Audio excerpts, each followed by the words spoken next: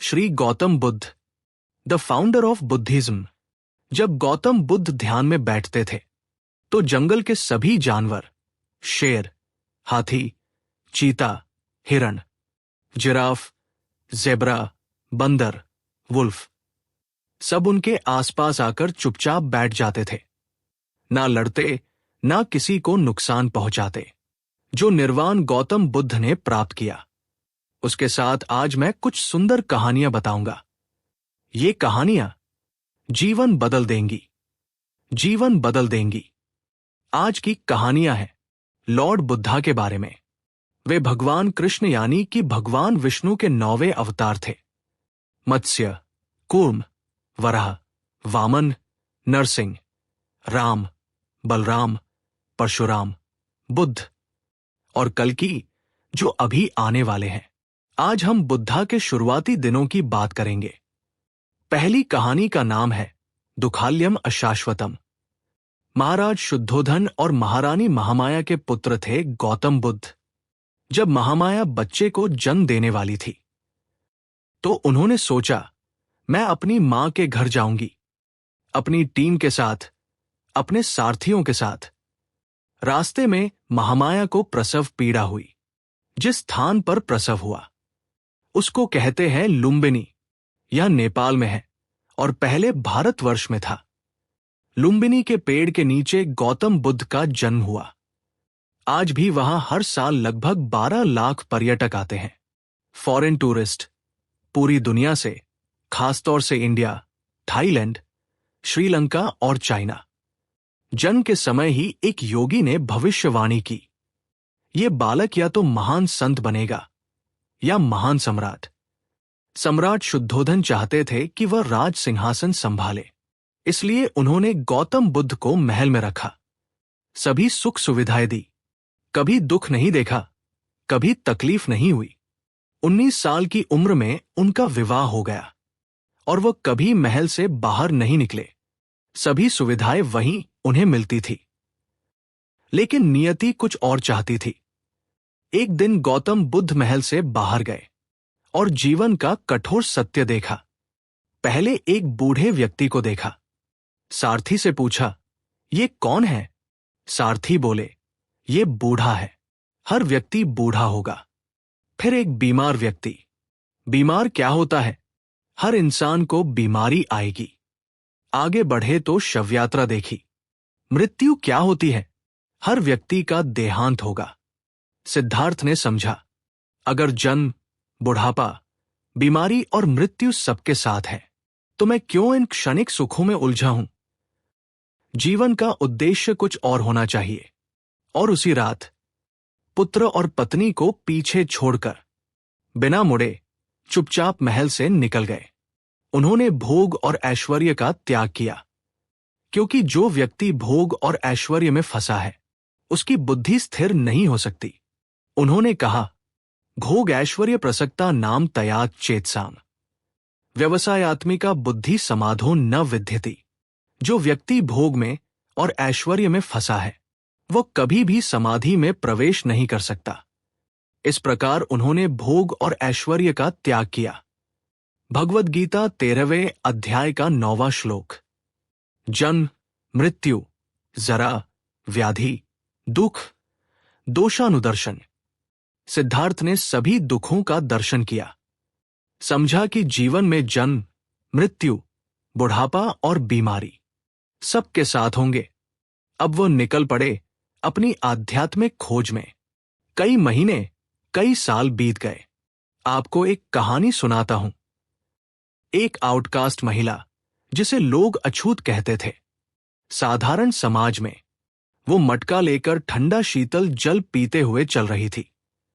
धूप बहुत तेज थी, बहुत गर्मी थी। भगवान बुद्ध ने उसको रोका। कहा, क्या तुम मुझे थोड़ा जल पिला सकती हो? बोली, ब्राह्मण, मुझसे जल मत मांगिए, क्योंकि ये योर होलीनेस, मैं कंटैमिनेटेड हूं, मैं दूषित हूं। इन्होंने पूछा, दूषित कैसे हो? बोली, क्योंकि मैं आउटकास्ट हूं, मैं लो कास्ट हूं, मैं नीची जाति की हूं। इन्होंने कहा, मैंने पानी मांगा है, तुम्हारी जाति को नहीं मांगा है, जाति नहीं पूछी तुम्हारी। तो बोली, हे ब्राह्मण, लेकिन मैं तो आउटकास्ट हूं। तो वही गौतम बुद्ध ने जवाब दिया, हम वो इंसान जो खुंदक खाता है, गुस्सा खाता है, लालची है, ईर्ष्या रखता है, द्वेष रखता है, बेशर्म है, जिसमें बुराइयां हैं, बेईमान है, पाखंडी है, वो नीची जाति का है। जाति जिसमें जन्म हुआ वो डिफाइन नहीं करती। और यही लेसन है बुद्धिज्म एंड भगवद गीता। आज जो बात कर रहे हैं, चातुर्वर्ण्य मया सृष्टं गुणकर्म विभागशय, कि जो वर्ण है आपका वो गुण और कर्म पे विभाजित है। आपके क्या गुण आप डिस्प्ले कर रहे हैं और कैसे कर्म हैं आपके, ये जन्म विभागशय नहीं है, ये गुण कर्म विभागशय है। तो गौतम बुद्ध ने क्या कहा, मनुष्य जन्म से नहीं बल्कि कर्म से शूद्र या ब्राह्मण होता है। कोई भी मनुष्य अपने कर्मों से महान बनता है, अपने जन्म से महान नहीं बनता। दोबारा याद दिला देता हूं, उन सारे के सारे धर्मों में इतना कुछ सीखने के लिए है, और बुद्धिज्म और भगवद गीता दोनों ना केवल पैरेलल है बल्कि सीक्वेंशियल भी है, इंटरवोन है। दोनों में एक जैसी सुंदर से सुंदर शिक्षाएं हैं। इसलिए मैं दोनों का सामंजस्य आपको इस वीडियो में पूरा बताऊंगा। तीसरी कहानी, ये एक देवी जी के घर पे कुछ भोजन करने गए, उनसे भिक्षा ग्रहण करने गए। वो उनकी शिष्या थी, और जब वहां पर कुछ नौकरानी आकर के भोजन परोस रही थी, तो एक नौकरानी से बड़ा बर्तन भोजन का नीचे गिर गया। भोजन खैल भी गया, नीचे गिर गया। उसने मालकिन की तरफ देखा। मालकिन मुस्कुराई, बोली, कोई बात नहीं, दूसरा बर्तन ले आओ। तो ये परेशान हो गई, बोली, मेरी मालकिन ने मुझे कुछ डांटा नहीं, मुझ पर चिल्लाया नहीं, शोर नहीं किया। हां, पिछले मालिक ने तो मेरा बुरा हाल कर दिया था। ये कैसी मालकिन है, इसके अंदर इतना प्रेम, इतनी करुणा कैसे, इतनी जल्दी माफ कर दिया। तो गौतम बुद्ध जब चले गए, तब उन्होंने अपनी मालकिन से पूछा कि आपको गुस्सा क्यों नहीं आया मेरे ऊपर। तो मालकिन प्रेम से मुस्कुरा के बोली, अपने ब्लाउज से एक साइड से एक कागज निकाला और चिट्ठी दिखाई। बोली, आज सुबह सुबह मुझे संदेशा आया कि मेरे पति और मेरे 8 पुत्रों का देहांत हो गया, किसी ने उनकी हत्या कर दी। बोले, जब मैं उससे दुखी नहीं हुई और तब भी अनफेक्टेड मुस्कुराहट के साथ भगवान की सेवा कर रही हूं, तो आपका बर्तन गिरना तो बहुत छोटी सी बात है। वो नौकरानी हैरान हो गई, बोली, इतना बड़ा हादसा, आप हैरान नहीं हुए। वो बोली, क्योंकि मैं भगवान बुद्ध की शिष्या हूं, मैं उनकी डिसाइपल हूं। और वही एस्टैब्लिश उन्होंने किया। हां, वही एस्टैब्लिश उन्होंने किया जो 6ठे अध्याय के 19वें श्लोक में कृष्ण ने सिखाया। यथा दीपो निवातस्थो नेंगते सोपमा स्मृता, योगिनो यच्चित्तस्य युंजतो योगमात्मना। जैसे दीपक, जैसे दिया, एक विंडलेस जगह पर जहां हवा नहीं है, निवात, जहां वात यानी वायु नहीं है, वहां आराम से टिक के जलता रहता है। वो दिया हिलता नहीं है, वेवर नहीं करता, हां, आराम से जलता रहता है। उसी प्रकार योगी का भी चित्त इसी प्रकार स्टेबल रहता है, जिसने, गौतम बुद्ध कहते हैं, जिसने अपने मन को वश में कर लिया, उसकी जीत को देवता भी हार में नहीं बदल सकते। जिसने अपने मन को वश में कर लिया। ग्रेट लेसन्स, भगवान बुद्ध ने जो लेसन्स दिए हैं वो इतने पावरफुल हैं। अगर आदमी इस वीडियो को देखकर इसमें कुछ भी अपने जीवन में उतारे ना, इतने शक्तिशाली, इतने ताकतवर हो जाओगे, ना आपको कोई हरा पाएगा। हां, ये वीडियो दे रहा हूं मैं आपको। हर संडे को पावरफुल वीडियो ला करके देता हूं। सुबह 8 बजे वापस खड़ा होकर के पूरी एनर्जी के साथ। आपने केस स्टडीज मांगी थी, लीजिए एक के बाद एक। चौथी कहानी, पावरफुल माइंड कंट्रोल। ये कहानी किसकी? ये हाथी की कहानी।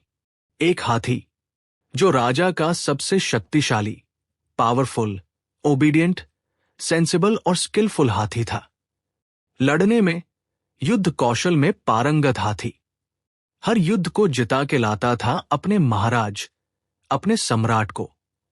वो हाथी एक दिन एक दलदल में फंस गया। दलदल में फंस गया। उसका पाँव मिट्टी के अंदर, चिकनी मिट्टी के अंदर इतना अंदर चला गया कि वो बाहर नहीं आ पा रहा। सबने बड़ा जोर लगाया, बहुत मेहनत की, बहुत प्रयास किया, लेकिन हाथी बाहर नहीं आ सका। पानी पीने गया था और फंस गया अंदर। जब सबने सारा जोर लगा लिया तो उसके बाद उन्होंने गौतम बुद्ध को बुलाया। बोला, भगवान बुद्ध, आप मदद करिए। भगवान बुद्ध ने आसपास देखा और एक बोला, छोटा सा काम करो। सब लोग जाओ और युद्ध के नगाड़ों को लेकर के आओ। और युद्ध के नगाड़े ढा ढा ढा ढा जोर से बजाओ। और युद्ध के नगाड़े बहुत तेज बजाए जाने लगे। लोग हैरान थे, यार ये क्या आंसर हुआ? लेकिन बोले, जो मैं कह रहा हूं वो करिए। युद्ध के नगाड़े जब तेजी से बजाए तो हाथी अचानक हिला। बहुत तेज उसने गर्दन हिलाई और शोर मचाया। सूंड ऊपर उठाई, एक पाँव निकाला, दूसरा पाँव निकाला। हाथी बाहर निकल आया तो लोग हैरान हो गए। बोले, ये हाथी जिसको निकालने के लिए सबने जोर लगा दिया, युद्ध के नगाड़े सुनते ही बाहर आ गया। हम तो गौतम बुद्ध से पूछा, ये कैसे हुआ? भगवान बुद्ध ने कहा, इसकी फिजिकल एबिलिटी में कमी नहीं थी, इसको बस थोड़ा सा कॉन्फिडेंस और मोटिवेशन चाहिए था। वो युद्ध का कॉन्फिडेंस, मोटिवेशन, वो ढोलन गाड़े सुनते ही इसके अंदर वो ताकत वापस आ गई।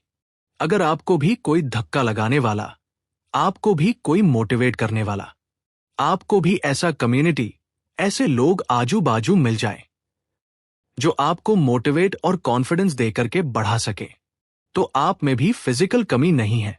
अर्जुन के अंदर भी फिजिकल कमी नहीं थी, मेंटल कमी थी, जो कृष्ण ने उनको देकर के मोटिवेट किया।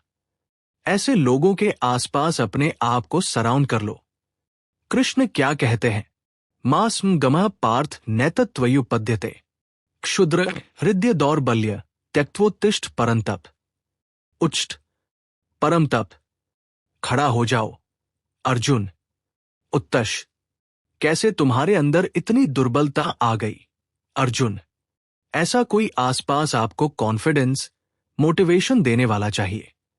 हवा प्राप्त स्वर्गम जित्वा भोक्ष से महिमतस।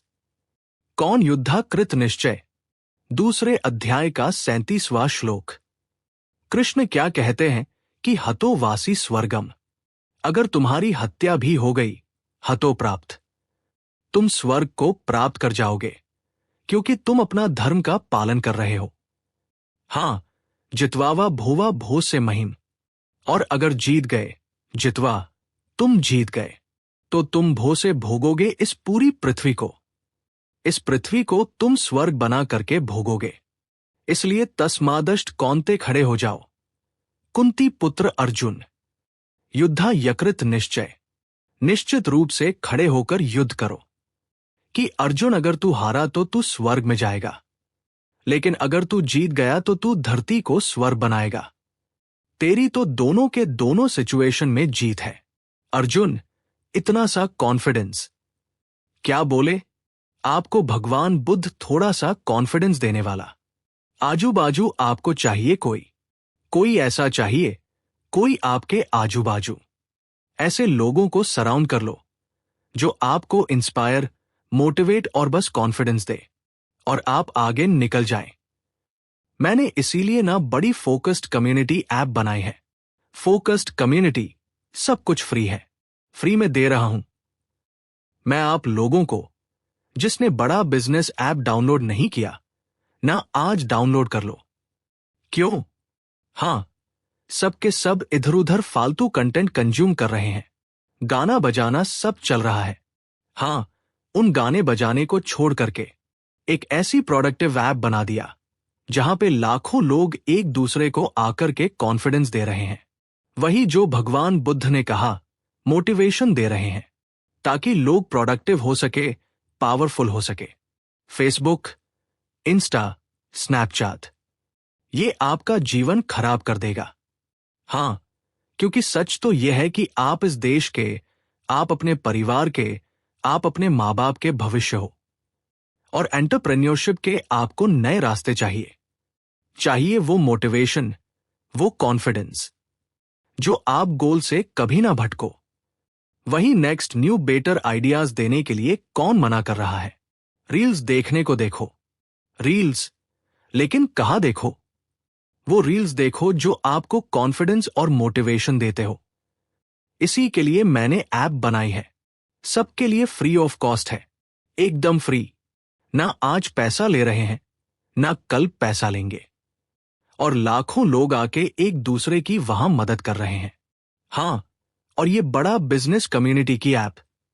आप अपने सारे दोस्तों को बताइए, डाउनलोड करिए।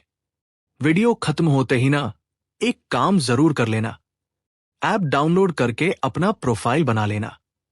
ऐसी रील्स मिलेंगी जो कहीं नहीं मिलेंगी।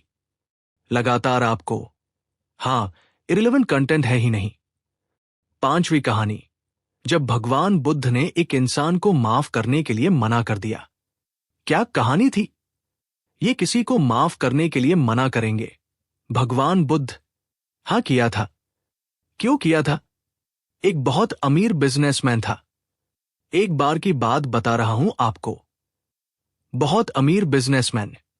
और एक दिन वो शाम को घर जल्दी आ गया, तो उन्होंने देखा कि उनकी धर्मपत्नी भगवान बुद्ध को कुछ खाना खिला रही है, भोजन करा रही है। वो बिजनेसमैन खुंदक में आया, बोला, बेशर्म साधु, एबल्ड बॉडी है तुम्हारी। हाँ, ताकतवर हो, शरीर से हट्टे कट्टे हो, कुछ करते क्यों नहीं? अपना राज्य, साम्राज्य छोड़कर के आज भिक्षा मांग रहे हो, किसी काम के आदमी नहीं हो तुम। भगवान बुद्ध मुस्कुराए और आगे चलने लगे। जब चलने लगे तो उस आदमी को और खुंदक आ गए। और खुंदक, क्योंकि उसको ना मतलब बिल्कुल, मतलब ये ऐसे समझ लो जैसे इट एडेड लाइक फ्यूल। हाँ, आग के अंदर घी डालने का काम किया। भगवान की मुस्कुराहट ने जब उसको और खुंदक आ गई, और खुंदक आई, तो वो आदमी आगे आया और भगवान बुद्ध के मुंह पे थूक दिया। जब भगवान बुद्ध के मुंह पे वो थूक दिया, भगवान बुद्ध ने उसकी थूक को साफ किया, फिर मुस्कुराए और आगे चल पड़े। वो आदमी इतना डिस्टर्ब हो गया, इतना परेशान हो गया कि कोई रिएक्शन नहीं। पहले गाली बकी तो कुछ नहीं कहा, जब थूक दिया तो कुछ नहीं कहा, मुस्कुरा के आगे चले गए। वो आदमी सारी रात सो नहीं पाया। उनकी धर्मपत्नी ने कहा, ये सबसे बड़े संत हैं, तुमने गलत किया। वो सारी रात सो नहीं पाया, भगवान बुद्ध से माफी मांगने गया। अगले दिन जब भगवान बुद्ध की सभा के अंदर जाकर के सबके सामने उसने माफी मांगी, बोले, मुझे माफ कर दीजिए, मुझसे कल गलती हो गई। तो भगवान बुद्ध ने कहा, मैं तो आपको माफ नहीं कर सकता। मैं कैसे माफ करूं आपको? मैं माफ नहीं कर सकता। आप बोले, आप माफ नहीं कर सकते, मुझे माफी दीजिए, प्लीज, मुझे माफी दीजिए, मैंने गलत किया। बोले, मैं कैसे माफ करूं? मैं आपको माफ नहीं कर सकता। हाँ, आई कांट फॉरगिव यू। मैं आपको माफ नहीं कर सकता। आसपास के लोग हैरान। बोले, भगवान बुद्ध तो इतने क्षमाशील हैं, ये क्यों माफ नहीं कर रहे? तो भगवान उनसे दोबारा जब पूछा, तो भगवान बुद्ध ने कहा, तुम किस बात की माफी मांग रहे हो? बोला, कल मैंने आप पे थूक दिया। भगवान ने कहा, वो कल था और मैं कल को याद नहीं करता। मेरे लिए हर दिन एक नया दिन है, और आज मेरे लिए नया दिन है, इसलिए मुझे कल याद ही नहीं। अब जब मुझे याद ही नहीं, आपने कोई गलती की, तो फिर मैं माफ कैसे कर सकता हूं? माफ तो मैं तब करूंगा जब मुझे पता लगे कि आपने कोई गलती की है। Since I don't remember what you did, how can I forgive you? Every morning we are born again. हाँ, ये भगवान बुद्ध ने भगवत गीता के एक और प्रिंसिपल को बड़े अच्छे से एस्टैब्लिश किया। क्या कहते हैं? समझदार व्यक्ति वही कहलाता है जो धीरज रखने वाला हो, ना कि क्रोध करने वाला। देहनो अस्मिन यथा देहे कोमार यवंग जरा तथा देहंतरा प्राप्त धीर तत्र मोहति। जो धीर व्यक्ति है वो कल जो शरीर बदल गया, परसों जो शरीर बदल गया, कुमारम यवन जरा। हां, बचपन, जवानी, बुढ़ापा, शरीर बदलता है, रोज बदलता है, और कल की बात को वो बदल करके खत्म कर देता है। धीरज तत्र न मोह्यति। धीर व्यक्ति मोहित नहीं होता है। हर दिन नया होता है और उससे कोई फर्क नहीं पड़ता कि कल क्या हुआ। हर दिन हम नई शुरुआत कर सकते नहीं। यह भगवान बुद्ध का वचन है। क्रोध को पाले रखना एक गर्म कोयले को किसी और के ऊपर फेंकने की नीयत से पकड़ने के समान है कि मैं किसी और के ऊपर कोयला फेंकने वाला हूं। गरम गरम कोयला किसी और के ऊपर फेंकूंगा। जब इस नियत से मैं उसको पकड़ता हूं तो पहला हानि मुझे होता है। हां, पहला मेरा हाथ जलता है। बाद में कि कोई और जले या न जले ये पक्का नहीं है, लेकिन मैं जरूर जल जाऊंगा। छठी कहानी, सर्च फॉर हैप्पीनेस। भगवान बुद्ध के पास एक अश्वेत रंग की, साधारण भाषा में बोलते हैं तो थोड़े सांवले काले से रंग की एक लड़की आई। बोली, मैं बहुत दुखी हूं क्योंकि मैं इतनी बदसूरत हूं। मैं बहुत दुखी हूं। मैं क्या करूं? मैं कैसे आनंद को प्राप्त करूं? कैसे मैं खुश हो जाऊं? मुझे खुश होने का उपाय दीजिए। इतनी अगलीनेस, इतना गंदा मेरा चेहरा है। मैं काली हूं, भद्दी लगती हूं, इसलिए मैं दुखी हूं। मेरे दुख को समाप्त करिए, मुझे कोई रास्ता दिखाइए। भगवान बुद्ध मुस्कुराए, बोले, मैं रास्ता दिखाना चाहूंगा, पर मेरा एक काम करिए। जाइए किसी ऐसे आदमी को पकड़कर मेरे पास ले आइए जिसके जीवन में कोई दुख न हो और बहुत खुश हो। बोली, बहुत आसान है। बुद्ध बोले, कैसे आसान? लड़की बोली, मैं अपने किसान जिसके यहां काम करती हूं उसके पास जाती हूं, क्योंकि काम मैं करती हूं और कमाता वो है। तो वो किसान के पास गई। बोली, मालिक, कल भगवान बुद्ध के पास जाना है क्योंकि मुझे किसी ऐसे व्यक्ति को मिलाना है जो हमेशा खुश रहे, जिसके जीवन में कोई दुख न हो। तो मालिक, कल आप मेरे साथ चलिए। तो किसान ने बोला, भाई, मैं तो खुद ही बहुत दुखी हूं, मैं कैसे चलूंगा? मैं आपको डिसपॉइंट नहीं करना चाहता। बोली, मालिक, आपके पास तो जमीन है, पैसा है, खाना है, आप कैसे खुद दुखी हैं? तो किसान ने जवाब दिया, मेरे पास जमीन है, खाना है, पैसा है, लेकिन ये सब कुछ मैं जमींदार को दे देता हूं। जमींदार मुझसे ले जाता है, उसको किसानी करनी भी नहीं पड़ती, उसको खेती करनी भी नहीं पड़ती है और वो कमा लेता है। वो हमसे ज्यादा कमाता है, हमसे ज्यादा सुखी है। हम तो उसी के लिए काम कर रहे हैं। तो बोली, ओके, नो प्रॉब्लम, मैं जमींदार के पास चली जाती हूं, बहुत ज्यादा सुखी है। तो जमींदार के पास जाती है और बोलती है, हे भगवान, आप मेरे साथ चलिए, मुझे भगवान बुद्ध के पास जाना है, किसी ऐसे व्यक्ति से मिलाना है जिसके जीवन में कोई दुख न हो। जमींदार हैरान हो गया, बोला, मैं तो सबसे ज्यादा दुखी हूं। बोली, आप कैसे दुखी हैं? आपके पास तो इतना पैसा है, इतना रिस्पेक्ट, इतना सम्मान है। बोला, मुझे दुख है और परेशानी है और टेंशन है। चोरों की, लुटेरों की, डकैतों की हर समय मुझ पर नजर रहती है। रात को मैं ढंग से सो नहीं पाता। तो बोली, फिर कौन है सुखी व्यक्ति? बोला, असली सुखी जो मिनिस्टर है ना, राजा के, वो सबसे ज्यादा सुखी है। उन्हें क्या करना है?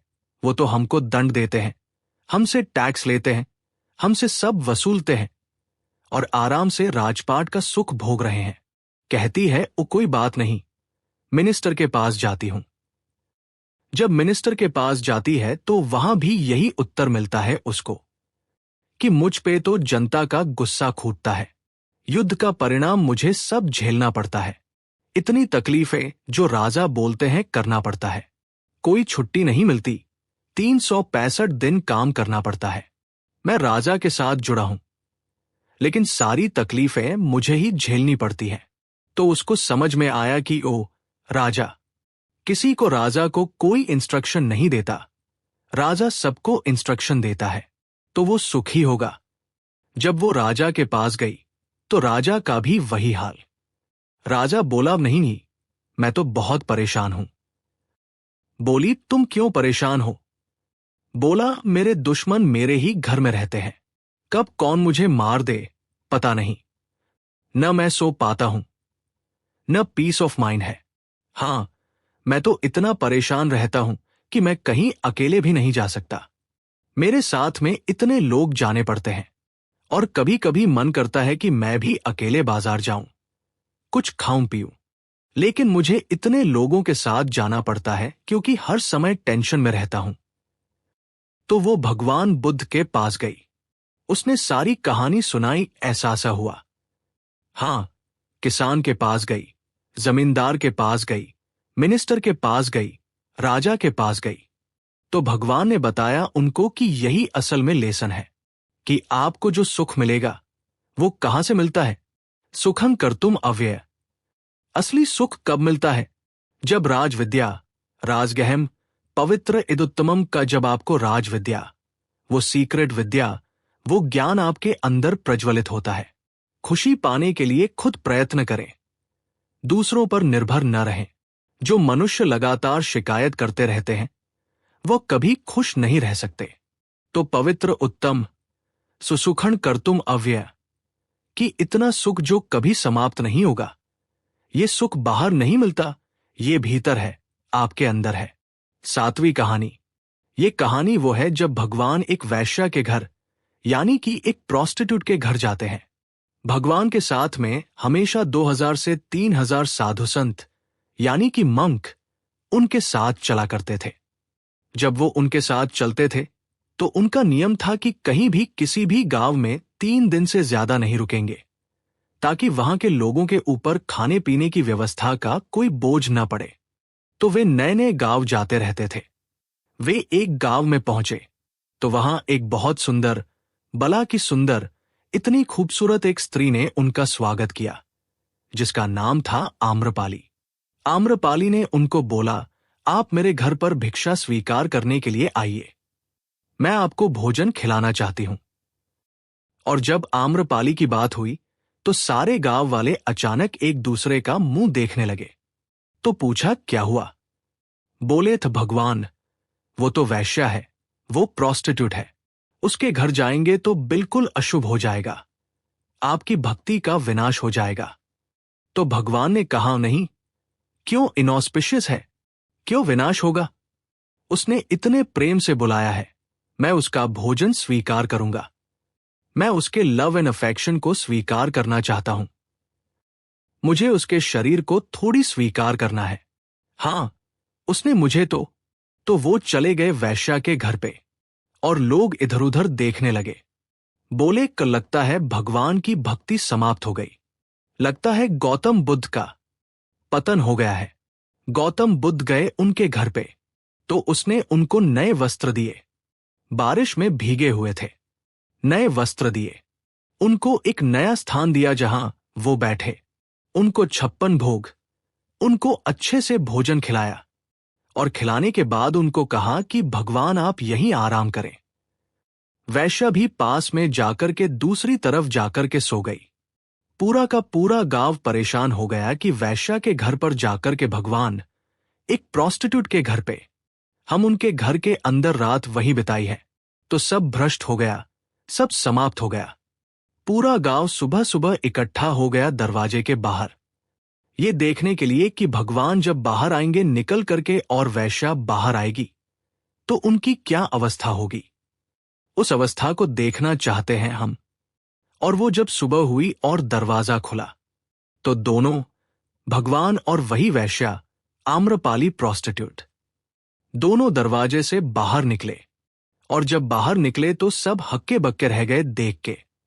हक्के बक्के इसलिए रह गए क्योंकि वैश्या जो कपड़े पहनती थी वो थे ही नहीं। वैश्या ने उस समय गेरे हुए वस्त्र, सैफरन क्लोथ्स धारण कर लिए और उस दिन हेड शेव करके वो भिक्षु बन गई और भगवान ने क्या उत्तर दिया कि my ways are more powerful than her. उस वैश्य ने अपना जितना भी धन एकत्रित किया था सब कुछ भगवान को दान कर दिया ताकि एक बौद्ध मठ बनाया जा सके। और क्या भगवद गीता का प्रिंसिपल यहां एस्टैब्लिश किया कि ज्ञान विज्ञान तृप्तत्मा कूटस्थ विजितेंद्रिय युक्त इत्युच्यते योगी समलोष्टाश्म कांचन, कि जो व्यक्ति ज्ञान के साथ विवेक से संतुष्ट रहता है वो सभी परिस्थितियों में अविचलित रहता है। उसको कोई वैश्य विचलित नहीं कर सकती है। वो धूल, पत्थर और सोने और कंकड़ को एक समान देखते हैं। धूल, पत्थर, सोना और कंकड़, यानी कि पत्थर भी हो या गोल्ड भी हो, उसको एक समान देखते हैं। अज्ञानी आदमी, भगवान कहते हैं कि अज्ञानी आदमी एक बैल के समान है। वो ज्ञान में बड़ा नहीं होता है, वो आकार में बड़ा होता है। बैल केवल आकार में बड़ा होता है। हाँ, तो भगवान ने बाहर निकलकर केवल झोपड़ी से वैश्या के क्या उत्तर दिया कि my purification is more powerful than her contamination. हाँ, और क्या कहा कि मुझे इस वैश्या के अतीत से कोई मतलब नहीं, उसका वर्तमान और भविष्य, उसे अपने मन के अंदर नियंत्रित करके रखना है। ज्ञानी लोगों की संगत से जीवन व्यर्थ होने से बच जाता है। और बाकी लोगों के लिए उन्होंने क्या कहा कि शक एक लाइलाज बीमारी है। शक एक लाइलाज बीमारी है जो आपको दीमक की तरह समाप्त कर सकती है। 8वीं कथा ओ कोलैबोरेट नॉट कॉम्पीट। एक व्यक्ति भगवान की शरण में आया, बोला मैं बहुत परेशान हूं। भगवान ने कहा क्यों परेशान हो? बोले ओ महात्मा बुद्ध, मैं बड़ा व्यापारी हुआ करता था, मेरा सारा व्यापार डूब गया। बोले क्या हुआ? बोला एक मेरा दोस्त था बचपन का, वो बहुत गरीबी में था, गुर्बत में था, परेशानी में था। मैंने उसकी परेशानी में उसकी मदद करी और इतनी मदद करी कि आज वो बड़ा व्यापारी हो गया और रोज बढ़ता चला जा रहा है। इतना बड़ा व्यापारी हो गया और मैं रोज गरीब होते चला जा रहा हूं, पूरी तरह बर्बाद हो गया। मैं रोज उसको देखता हूं कि वो और आगे बढ़ गया और रोज अपने आप को देखता हूं कि मैं और नीचे गिरा। उसको देखता हूं, वो और आगे बढ़ा, फिर देखता हूं, वो और आगे बढ़ा। और भगवान, वो इतना बड़ा हो गया और मैं बिल्कुल बर्बाद हो गया। तो गौतम बुद्ध ने कहा तुमने उससे जाकर मदद मांगी? बोला नहीं, मैं मदद मांग के अपने को छोटा नहीं करना चाहता। भगवान ने कहा एक ही गलती है तुम्हारी। उसकी सबसे बड़ी अचीवमेंट है कि उसने अपनी ग्रोथ पर फोकस किया, और तुम्हारा सबसे बड़ा फेलियर है कि तुमने भी उसी की ग्रोथ पे फोकस किया। वो अपनी ग्रोथ पे फोकस करता रहा और तुम उसी की ग्रोथ पे फोकस करते रहे।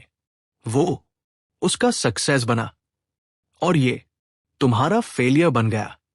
इंसान अपने दुख से इतना दुखी नहीं है जितना दूसरे की खुशी से दुखी है।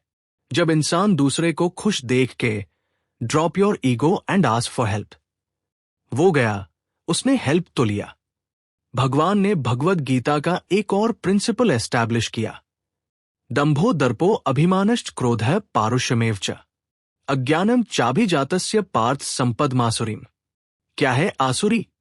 मतलब राक्षस के कुछ गुण होते हैं। वो क्या है? पाखंड, दंभ, अभिमान, क्रोध, ईर्ष्या, द्वेष। दूसरे के साथ द्वेष रखना ये एक आसुरी गुण है और तुम एक असुर हो। और असुर कभी प्रहति नहीं कर सकता। ईर्ष्या ईर्ष्या से नहीं, ईर्ष्या प्रेम से खत्म होती है और यही शाश्वत सत्य है। हम उसी वक्त असफल हो जाते हैं जैसे ही हम अपनों को छोड़कर दूसरों पर ध्यान देने लगते हैं। और भगवान बुद्ध ने जैसे ही उसको समझाया, उसको यह बात समझ में आई। 9वीं कहानी स्कोरबोर्ड की कहानी। जरा ध्यान से समझना। एक राजसी रसोइया हुआ करता था। राजसी शेफ, जिनको महाराज शेफ, रसोइया कुछ भी कह सकते हैं हम। वो रोता हुआ भगवान बुद्ध के पास गया। बोला भगवान बुद्ध, मैं इतना काम करता हूं, इतना कटिंग चॉपिंग, कुकिंग, इतनी मेहनत करता हूं, इतने इनोवेटिव डिशेस बनाता हूं, लेकिन हमेशा अननोटिस्ड चला जाता हूं। कोई मुझे नोटिस नहीं करता, कोई मेरे किए हुए काम पर ध्यान नहीं देता, मुझे उसका कभी कोई क्रेडिट नहीं मिलता। तो भगवान बुद्ध उसको देख के मुस्कुराए और बोले, एक बात बताओ कि इस पूरे के पूरे राजमहल का जो सबसे बड़ा द्वार है, मेन गेट, वो कितना दूर है? वहां तक पहुंचने में कितना देर लगता है? रसोइया ने कहा, भगवान, वहां पहुंचने में 2 घंटा लगता है। अगर मैं वहां होकर आऊं और वापस आऊं तो 2 घंटा लग जाएगा। भगवान ने कहा, और कोई बात नहीं, जाओ, पर जल्दी से जल्दी लौट के आना, बस उस दरवाजे को छू के आना। वो रसोइया भागा भगवान के आदेश पे और वापस आया। 1 ही घंटे में वापस आ गया। तो सारे देख के हैरान, बोले, उठा दरवाजे को छू के आना। 2 घंटे का काम 1 घंटे में लौट के आ गया। झूठा आदमी। लेकिन उसने कहा, नहीं भगवान, मैं दरवाजे को छू के आया। बोला, कैसे छुआ? बोला, मैं भागते हुए गया था और भागते हुए आया। भगवान ने कहा, इन सब मानेंगे तभी जब तुम एक बार और करोगे। वो एक बार और गया, भागा और वापस छू के 1 घंटे में आ गया। लोग अभी भी नहीं माने, ये गया ही नहीं होगा, छुआ ही नहीं होगा। तो भगवान ने कहा, फिर क्या किया जाए? उसने कहा कि भगवान एक काम करते हैं, अपने ही किसी एक शिष्य को बोलो कि वो द्वार पे खड़ा हो जाए। वो वहां जाकर के चेक करे कि मैंने उस द्वार को छुआ कि नहीं छुआ। पवन ने कहा, हाँ। मुस्कुराए बोले, ठीक है। वो जाकर द्वार पे खड़ा हुआ। इस बार वो भागते हुए गया और फिर द्वार को छुआ और फिर लौट के 1 घंटे में आ गया और सबने कंफर्म भी कर दिया कि हाँ, ये तो द्वार तक आया था और 1 ही घंटे में लौट के आ गया। तो शिष्यों ने पूछा, भगवान, ये सारा क्यों किया आपने? बोला, बस मैं यही बताना चाहता था कि जब काम कर रहे हो ना तो ऐसे काम करो कि आइसोलेशन में ना हो, कंट्रीब्यूशन में हो और कोलैबोरेशन में हो, ताकि लोग आपको देख के रिकॉग्निशन दे सके। बोले, क्या अर्थ हुआ? बोला, काम ऐसे मत करो कि किसी को दिखाई ना पड़े। काम ऐसे करो कि जैसे वहां पे आप दरवाजे को छू करके आए और किसी ने देख लिया, ताकि तुम्हारे को उसका रिकॉग्निशन मिल सके। इसको बोलते हैं रिपोर्टिंग द स्टेक होल्डर्स। एक विजिबल स्कोरबोर्ड। आज की मैनेजमेंट की पढ़ाई में इसको कहते हैं visibility and accountability. Visible scoreboard हम बिजनेस में भी, काम के अंदर भी, ऑफिस के अंदर भी ऐसा ही करना चाहिए। और भगवद गीता के एक और प्रिंसिपल को एस्टैब्लिश किया, जहां भगवान कृष्ण ने अपना विराट रूप दिखाया, अर्जुन को भी दिखाना पड़ा, तो अपने काम को दिखाना पड़ता है। हां, क्या बोले संजय? 11वें अध्याय के 9वें श्लोक में बोले, एवं उक्त ततो राजन महायोगेश्वर हरि दृश्य माशा पार्थस। पार्थ को अपना पूरा दृश्य दिखाया। परम रूपम ऐश्वर्यम, अपना परम रूप ऐश्वर्य भगवान ने दिखाया। तो भगवान बुद्ध ने ये बोला कि कभी कभी अपना ऐश्वर्य दिखाना पड़ता है। और भगवद गीता में अगर कृष्ण ने अपना ऐश्वर्य दिखाया तो तुम तो रसोइये हो, तुमको क्यों जरूरत नहीं पड़ेगी अपना ऐश्वर्य दिखाने के लिए। तो इतने सुंदर लेसन्स मैंने ये देखा कि बुद्धिज्म और भगवद गीता दोनों पढ़ाई एकदम सेम है, दोनों की शिक्षाएं एकदम सेम है। मैं आज आपको 10वीं कहानी सुनाने जा रहा हूं। और ये 10वीं कहानी क्या है? When you reject a parcel, it comes back to you। क्या अर्थ हुआ? एक बार भगवान बुद्ध किसी गांव से निकल रहे थे, तो वहां पे एक बहुत बदतमीज इंसान आकर के भगवान बुद्ध के सामने जोर जोर से उनको गालियां देने लगा कि तू स्टूपिड है और तुम एक फेक साधु हो, एक झूठे साधु हो। सारे गांव के सामने जोर जोर से चिल्लाने लगा, बुरा भला बोलने लगा। इतना बुरा भला बोला तो भगवान बुद्ध को कोई असर नहीं पड़ा। वो ऐसे मुस्कुराते रहे और आगे चल पड़े। सारे गांव वालों ने पूछा, इसने आपको इतना बुरा भला बोला, आपको बुरा नहीं लगा? आपने कुछ जवाब नहीं दिया, आपको कुछ तो कहना चाहिए था। तो भगवान बुद्ध ने उनसे पूछा कि अगर आप किसी के घर में कोई चिट्ठी भेजोगे, एक पार्सल भेजोगे, अगर वो पार्सल को रिसीव नहीं करता किसी कारणवश, तो उस पार्सल का, उस चिट्ठी का क्या होगा? तो गांव वालों ने बोला, वो चिट्ठी पार्सल भेजने वाले के पास वापस आ जाएगा। तो भगवान ने कहा, यही तो मैं भी कर रहा हूं। हां, जो उसने मुझे गाली दी, बुरा भला बोला, अगर मैंने स्वीकार नहीं किया तो वापस उसके पास चला गया। इसको बोलते हैं back to the sender. Sender के पास वापस चला गया। हां, क्योंकि मैंने तो उसको स्वीकार ही नहीं किया। जितात्म प्रशांतस परमात्म समाहित शीत उष्ण सुख दुखेशु तथा मानपमान। कि जिसने मन को जीत लिया है जितात्म, जिसने मन को जीत लिया है प्रशांतस, वो इतना शांत हो जाएगा। परमात्मा समाहित, परमात्मा तो उसको पहले ही मिल गए हैं। शीतोष्ण, सर्दी गर्मी, सुख दुख, मान अपमान, इन छहों परिस्थितियों के अंदर वो हमेशा स्टेबल रहेगा। तो जितना देर देखिए मेरी बात सुनिए, हमेशा याद रखिए कि क्रोध करना अपने मन में एक बड़े बोझ को रखने के समान है। तो भगवान बुद्ध क्या कहते हैं कि तुम अपने क्रोध के लिए दंड नहीं पाओगे, तुम अपने क्रोध के द्वारा ही दंड पाओगे। क्योंकि शब्दों के भीतर नष्ट करने की और स्वस्थ करने की दोनों बहुत बड़ी शक्तियां होती हैं। और वही सारी लेसन्स जैसे जैसे मैं भगवद गीता में पढ़ता गया, तो आज मैं आपको बताना चाहता था कि कैसे सारे शास्त्रों में, सारे धर्मों में कितनी सुंदर शिक्षाएं हैं। आप किसी भी धर्म और शास्त्रों को पढ़ते हो, उसको जीवन में अप्लाई करें और आपकी प्रगति होगी।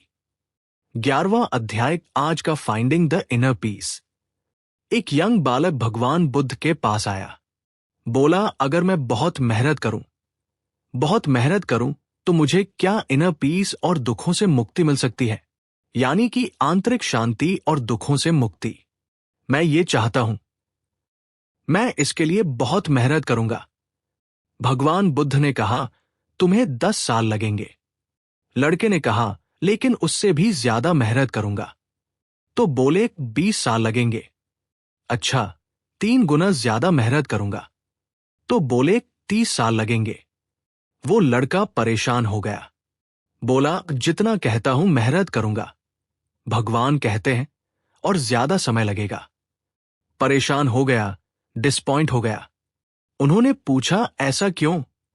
तो भगवान ने उत्तर दिया, happiness is not outside in, it is inside out. ये आपके ज्ञान के साथ अंदर से आती है। श्रद्धावान लभते ज्ञानम तत्पर है संयतेन्द्रिया, ज्ञान लब्ध्वा परान शांतिम अचिरेणाधि गच्छति।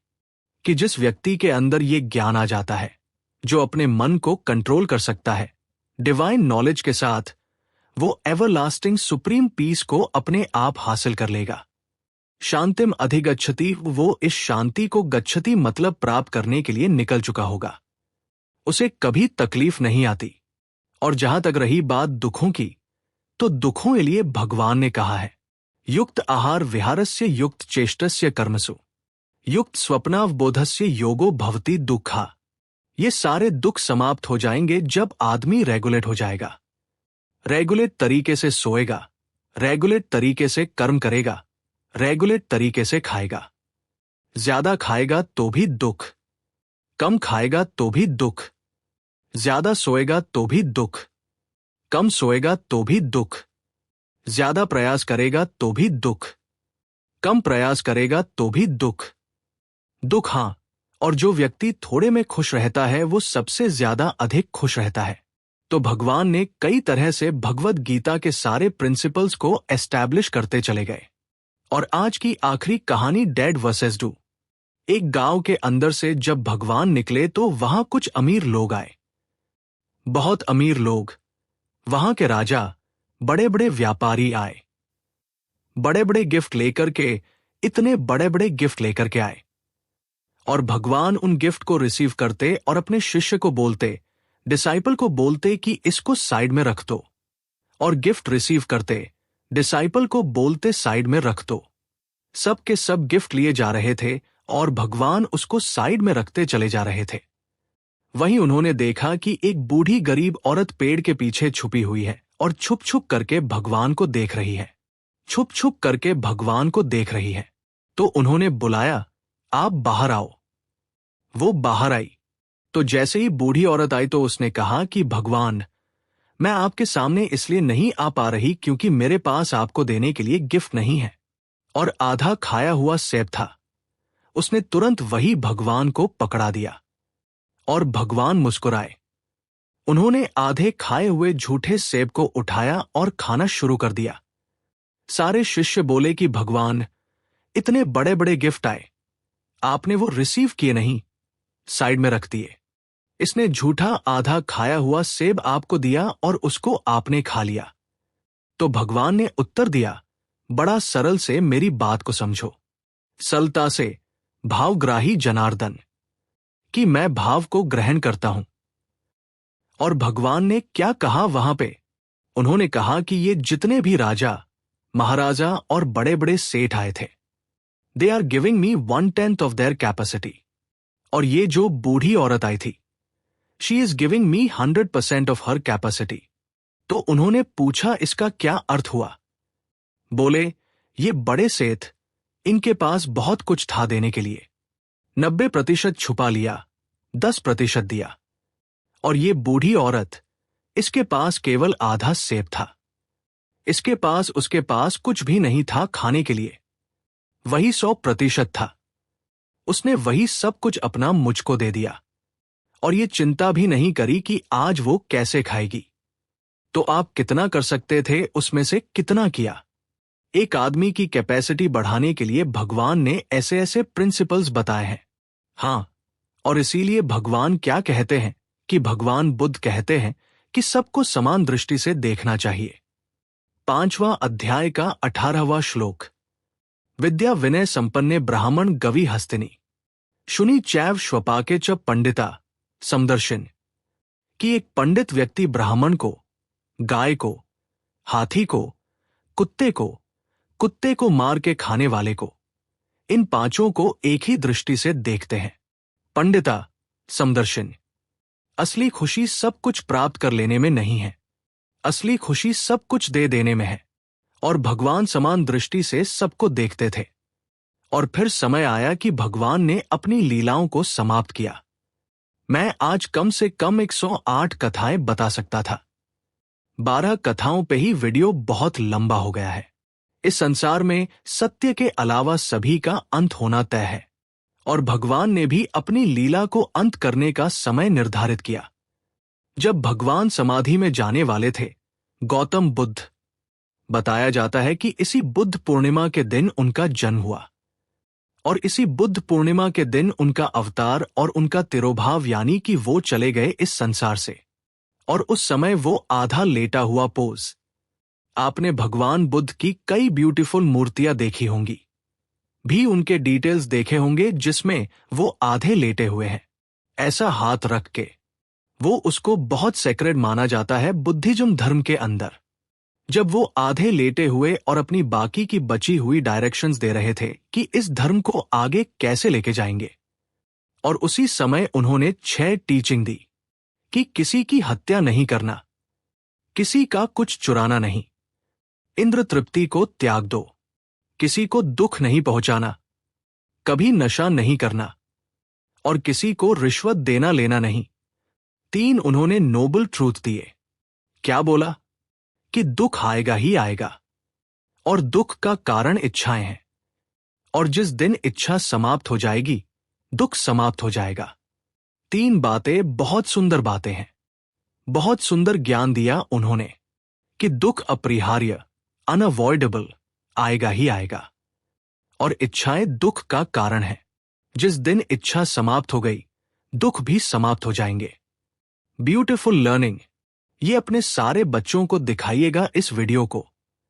बुद्धिज्म में आज 520 मिलियन फॉलोअर हैं। पूरी दुनिया के अंदर लगभग 7% पॉपुलेशन। बुद्धिज्म में कोई होली किताब नहीं है, जैसे कि बाइबल है, कुरान है या भगवद गीता है। ऐसी कोई किताब नहीं है, पर उनकी टीचिंग्स है। आज चाइना के अंदर 18% लोग बुद्धिस्ट हैं।